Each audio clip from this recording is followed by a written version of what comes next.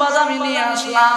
মহান আল্লাহ রাব্বুল আলামিন আপনাকে ঊর্ধ্বগমনে সাত আসমান পাড়ি দিয়ে, সিদরাতুল মুনতাহা পাড়ি দিয়ে, জান্নাত জাহান্নাম পাড়ি দিয়ে মহান আল্লাহ রাব্বুল আলামিনের বাড়িতে আপনাকে দাওয়াত করেছে।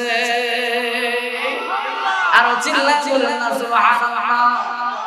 আল্লাহর পয়গম্বর রহমতের নবী দাদা চোখের পানি ফেলে দিলেন। আমার জন্য এত সুন্দর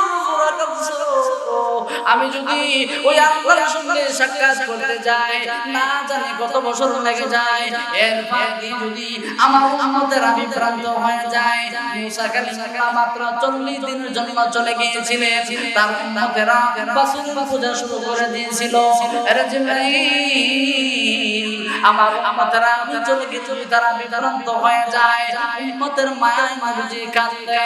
জিবরাইল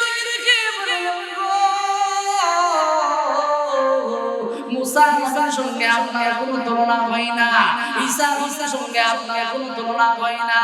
আমার আল্লাহ আপনাকে দাওয়াত দিয়েছে।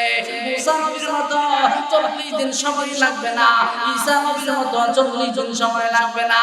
আমার আল্লাহ মুহূর্তের ভিতরে আপনাকে আবার জায়গায় পৌঁছায়া দিবে।